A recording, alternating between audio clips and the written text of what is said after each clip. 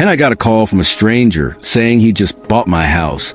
I laughed until he read my address out loud. My stomach dropped. I hadn't listed my house for sale, hadn't even thought about moving. Officer, but he sounded calm, almost confused. Ma'am, he said, your HOA president handled everything. I just put down a deposit. That was the moment I realized something was very, very wrong. My name's Clara. I bought this home 6 years ago in what I thought was a quiet, friendly neighborhood. You know the kind. Trimmed lawns, morning joggers, people waving from porches. I'd worked 2 jobs to finally own it. It wasn't big or fancy, but it was mine.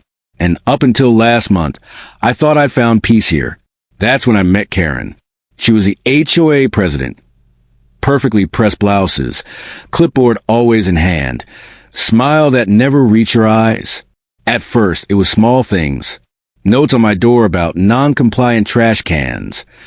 Emails about the color of my mailbox. But every time I fixed one issue, she found another. It was like she'd made me her personal project. I should have known then, she wasn't just power hungry. She was planning something. It started with petty control. Karen loved to remind everyone who kept the neighborhood running. One morning, I woke to find a fine taped to my door for leaving my garbage bin visible to the street for more than 30 minutes. The next week, I got another, my grass was an inch too long. I didn't argue. I just paid the fines, thinking it would keep the peace. But peace wasn't what Karen wanted. Control was. Then came the rail warning sign. One Friday evening, I pulled into my driveway and froze. A bright red for sale sign stood in the middle of my lawn. My name was on the top, spelled correctly. Even the flyer had photos of my living room, my kitchen, my backyard.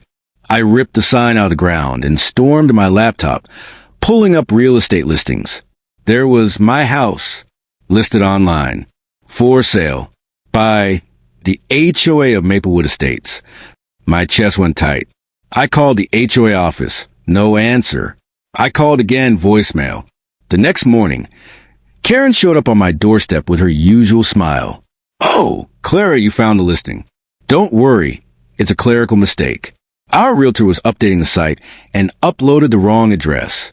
It's being fixed. But her tone didn't sound like a mistake. It sounded like mockery. I didn't trust her, but I didn't have proof. So I took photos of everything, the sign, the listing, her standing in my yard, just in case. Days passed. The listing disappeared. Things seemed to settle down until the phone call came. Hi, is this Clara? I just want to confirm the viewing for tomorrow. The what?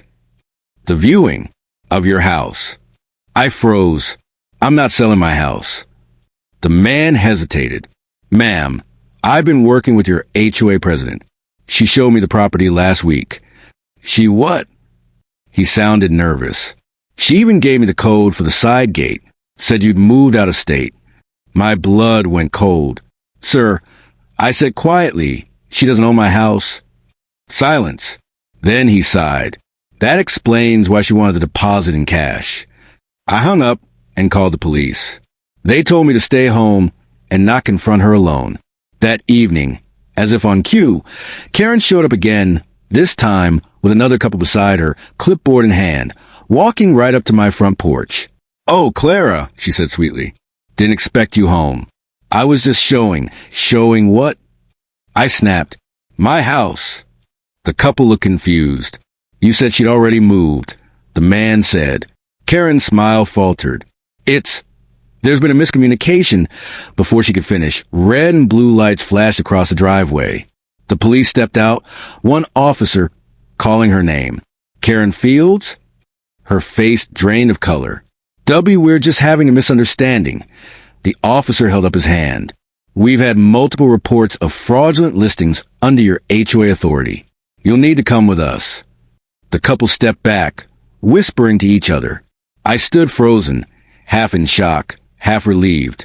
Karen tried one last trick. I was helping the homeowners. They gave me permission. But the officer already had documents in his hand. Fake contracts, her signature, and emails sent from her HOA address asking for cash processing fees. The truth unraveled fast. Karen had been running an under-the-table scam for months, selling houses she didn't own to desperate buyers who trusted her position. She used real addresses, real photos, real HOA letterhead. She'd made thousands in deposits before the first buyer got suspicious. The man who called me, turns out he wasn't just polite. He was a lawyer. Within days, the story spread through the neighborhood. Neighbors I barely knew came knocking, apologizing for believing her lies. Some had defended her for years. Now they were shocked. The HOA board voted to remove her immediately. She was charged with fraud, falsifying documents, and theft by deception. Her perfect smile made the evening news, this time framed by mugshots. Months later, things finally felt normal again. The for sale sign was long gone. My yard was quiet. Sometimes I still look at that spot in the grass where it once stood, a reminder of how fast peace can be stolen. The man who called me, the so-called buyer, stopped by once more to check in. He said, if it weren't for that call, she might have gotten away with it. I smiled. Guess I owe you one. You owe me nothing, he said. But if you ever really want to sell your house, call me first. I'll make sure it's legal this time. We laughed, and for the first time in months, it felt real. The neighborhood eventually dissolved the HOA altogether. No more fines, no more threats. Just people mowing their lawns, waving to each other again. Sometimes justice doesn't come from anger or revenge. Sometimes it starts with one brave phone call. And when I see the empty clipboard still sitting in the HOA office window, I can't help but think, maybe Karen finally learned what property rights really mean.